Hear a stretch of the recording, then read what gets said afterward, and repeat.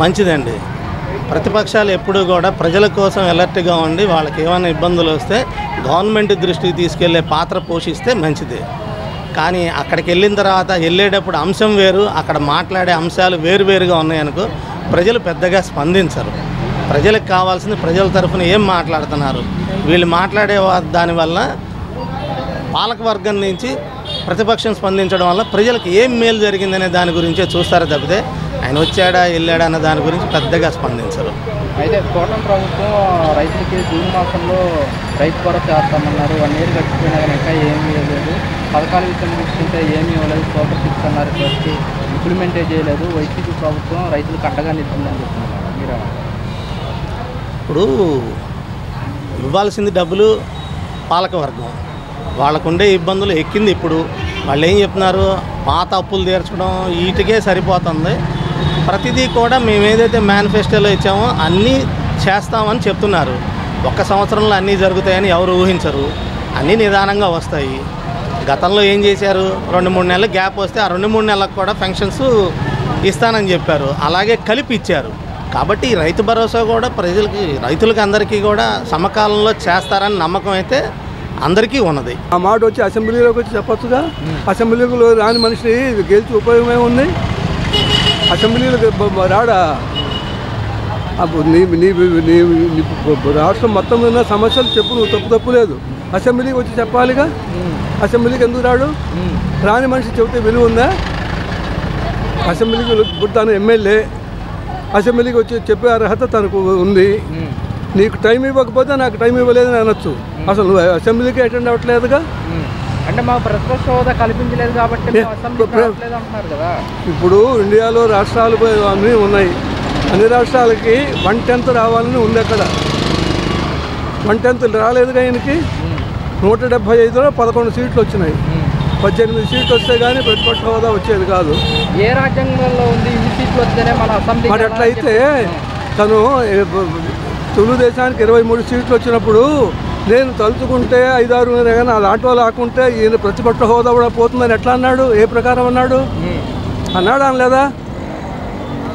ఇదే రాజధాని అని చెప్పి ఒప్పుకున్నాడా లేదా? తర్వాత 3 అని చెప్ప 3 కట్టుకో 30 కట్టుకో మొదటాన్ని నాశనం చేయడం దానికి అసలు ఆయనకి అర్హత రాజకీయంలో ఉండే అర్హత లేదు. జగన్మోహన్ రెడ్డికి అర్హత లేదు. అంటే రైతులకి అండగా ఉన్న ప్రభుత్వం వైసీపీ ప్రభుత్వం. వైసీపీలో ప్రజలంతా రైతులంతా ఆనందంగా ఉన్నారు అన్నారు కదా. ఏమీ కాదు. అప్పుడు మళ్ళీ తన అధికారంలోకి వస్తానన్నాడు. అధికారంలోకి రాడు. శాశ్వతంగా జైల్లో ఉండాల్సిన మనిషి. ఏంటి మరి ఇప్పుడు తాజాగా చూస్తే కనుక నేను విజయవాడలోనే ఉంటాను, ఎవరు వచ్చి అరెస్ట్ చేసుకుంటారో రామారావు వాళ్ళని ఎవరు ఆపుతున్నారని చెప్పేసి కూడా జగన్మోహన్ రెడ్డి అంటున్నమాట. ఇప్పుడు మేకకు పోతు గాంభీర్యం అంటే అదే. తీసుకెళ్ళి నరికే వరకు అబ్బో నన్ను చూసి జనంతో తడుచుకున్నా అంటున్నారు, నాకు 2 కొమ్ములు ఉన్నాయి, నన్ను చూసి తడుచుకుంటున్నారు ఈ జనం అనుకుంటుంది. మెడ నరికే వరకు అంతే. దాన్ని మేకపోతు గాంభీర్యం అంటారు. అంటే నాకు ఈ పోరాటాలే కొత్త ఏం కాదు, నేను ఎప్పటి నుంచో నువ్వు న్యాయం కోసం పోరాట్లా, అన్యాయం కోసం పోరాడే మనిషి నువ్వు. న్యాయం కోసం పోరాడే మనిషి కాదు. దేవుడు న్యాయం ధర్మం వైపే ఉంటాడని చెప్పేసి కూడా అంటున్నమాట. దేవుడు ధర్మం అది ఉత్తి మాటలు. ఇవన్నీ రాజకీయంలో ఉండే అర్హత జగన్మోహన్ రెడ్డికి లేదు. ఈసారి మా ప్రభుత్వ అధికారంలోకి వస్తుంది, ప్రజలు మొత్తం వైసీపీ వైపు. మరి నువ్వు చేసిన నేరానికి శిక్ష ఎవరు అనుభవిస్తారు? జైలుకి ఎవరు వెళ్తారు? డూప్లికేట్ పెడతావు అందులో. శాశ్వతంగా జైల్లో ఆయన చేసిన నేరాలు శాశ్వతంగా జైల్లో ఉండాల్సిన అన్ని నేరాలు చేశాడు. అంటే జైలుకి వెళ్ళే అవకాశం ఉందంటారా? తప్పకుండా 100 పాళ్ళు. ఆయన కనుక అరెస్ట్ చేయకపోతే వాళ్ళందరినీ చేయకపోతే నెక్స్ట్ ట్రిప్ చంద్రబాబును కూడా ఎవరు నమ్మరు జనం, తెలుగుదేశాన్ని కూడా నమ్మరు.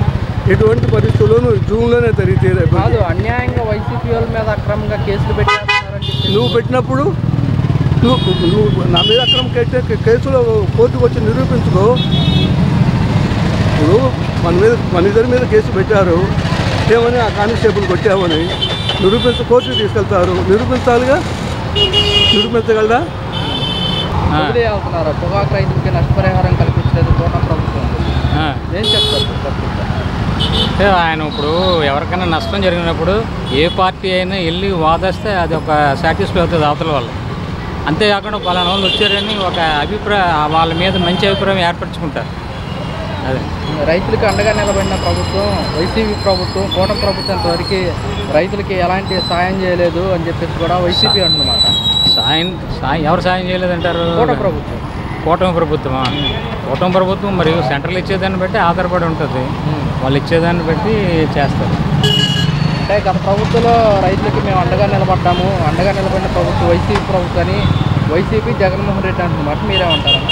వైసీపీ అంటే కొంతవరకు నిలబడింది, వీళ్ళు కూడా నిలబడతారు. మరి టైము రావాలిగా. ఆయన పోయి పరామర్శించడం శుభపరిణామం. ఇంకేమైనా ప్రకటిస్తే కూడా మంచిదే. దాని గురించి మనకి ఇంకా పూర్తి వివరం. అంటే కూటమి ప్రభుత్వం ఇప్పటి వరకు కూడా మన దగ్గరికి వెళ్ళింది లేదు, ఏ నష్టపరిహారం కూడా ప్రకటించలేదు, రైతులకి అన్యాయం చేస్తుంది కూటమి ప్రభుత్వం అని చెప్పేసి కూడా అన్యాయం అనేది ఎక్కడ లేదు. వాళ్ళు చేయరు కూడా, చేసిన రేట్లు బయట పెడతారు వాళ్ళు. కానీ వాళ్ళు ప్రత్యర్థులుగా ఉన్నారు కాబట్టి ఎన్ని విపణించి సహజం. అది కూటమి ప్రభుత్వం ఏర్పడే సంవత్సరం అవుతున్నా సరే రైతులకి రైతు భరోసా అన్నారు, ఎంత మటుకు ఇచ్చింది లేదు. రైతులకి అండగా నిలిచిన ప్రభుత్వం వైసీపీ ప్రభుత్వం అని వైసీపీ అంటున్నారు. మీరేమన్నారు? అన్నీ A to Z మొత్తం చూసుకుంటూ వస్తున్నారు కదా, కొంచెం లేట్ అవుతుంటుంది అంతే. అన్నీ ఒకేసారి దిగారంటే ఒకే దారిలో పథకాలు పంచుకుంటూ పోతూ ఉంటే అన్నీ అవుతాయి. మిగతా అభివృద్ధి పనులు కుంటు పెడితే మన జీవనం ఏదైనా కష్టంగా ఉంటుంది. ఇవన్నీ సరి చూసుకొని వస్తూ ఉన్నారు. అండ గురించి అంటే ఇప్పుడు వాళ్ళకి కాకపోతే ఒక భరోసా ఇస్తాడు. సరే రేపు రాబోయే కాలంలో మన బట్టి వస్తుంది, మనం రేపు గిట్టుబాటు ధర మనం కల్పిస్తామని ఆయన అడుగుతాడు. అంతేకాని దీంట్లో నష్టపోయినాడు ఇలా కోలుకోవాలంటే కోలుకోలేడు. ఇలా అయితే భారీగా నష్టపోయారు రైతు అనేవాడు. దీనికి సంబంధించి కూడా కూటమి ప్రభుత్వం ఇంతవరకు వాళ్ళని వెళ్ళి పరామర్శించింది లేదు, మార్కెట్ యాడికి వెళ్ళింది లేదని చెప్పేసి కూడా జగన్మోహన్ రెడ్డి అంటున్నారు. అవును, వాస్తవాలు అది. వీళ్ళు పోయింది లేదు, వాళ్ళు అడిగింది లేదు. దీనికి సంబంధించి కూడా కూటమి ప్రభుత్వం ఏర్పడే సంవత్సరం అవుతున్నా కానీ రైతులకి ఎలాంటి అండగా నిలబడలేదు. గత ప్రభుత్వంలో మేము రైతులకు అండగా నిలబడ్డామని వైసీపీ జగన్మోహన్ రెడ్డి అంటున్నారు. మీరేమంటారు? ఆ రోజు 5 ఏళ్ళు రైతులు బ్రహ్మాండంగా ఉన్నారు, ఆనందంగా ఉన్నారు. సకాలం కాలంలో వర్షాలు పడటం కానీ, పంటలు పండటం కానీ, గిట్టుబాటు ధర ఇవ్వడం కానీ అన్నీ బ్రహ్మాండంగా ఉన్నాయి. దాంట్లో ఇబ్బంది లేదు. ఇవాళ అయితే పూర్తిగా నష్టపోయారు రైతులు. రైతు భరోసా అన్నారు, అది ఇచ్చింది లేదు. రైతు భరోసా లేదు, అమ్మ ఒడి లేదు, పేదరి మనసు లేదు, 40 సంవత్సరాలకు 18,000 లేదు. అన్నీ సూర్యం. ఎందుకంటే ఈయన సంపద చుట్టిస్తానంటాడు బాబు గారు. మరి ఎప్పుడు చుట్టిస్తాడో మనకి అర్థం కావట్లే. ఆ రోజు కూడా ఈయన పాపం పవన్ కళ్యాణ్ అన్న నాగబాబు అన్నాడు, ఎక్కడి నుంచో కారు వేసుకొని పోతా ఉంటే ఆ గుంతలో పడాక పాపం అల్లాడిపోయిందంట. నిన్న చూసిన నువ్వు వస్తావు, నమ్మపోయావు. నేను ఆటో వేసుకొని పోతుంటే ఏ రోడ్లో చూశానండి ఇక్కడ ఆటో నగరు సనత్ నగర్ పోయే రోడ్లో అసలు ఆ గుంతలో కానీ దిగితే నాగబాబు రాడు, కారులోంచి ఇక పవన్ కళ్యాణ్ రాడు. ఆ గుంతలో ఒకసారి చూడమను. మళ్ళీ విజయవాడ లోకల్ చీటే, ఎక్కడో పల్లెటూరు కాదు. మోకాట్లతో నేను వీడియో తీద్దాం అనుకున్నా కానీ ఆయన నాగబాబు గారు అన్నారు, ఓ అబ్బాయి జగన్మోహన్ రెడ్డి వేసిన రోడ్లు ఇవాళ బ్రహ్మాండంగా ఉన్నాయి. ఈ మరి వీళ్ళ రోడ్లు ఏంది మరి చెండాలంగా ఉన్నాయి, ఎక్కడ పెడితే అక్కడ.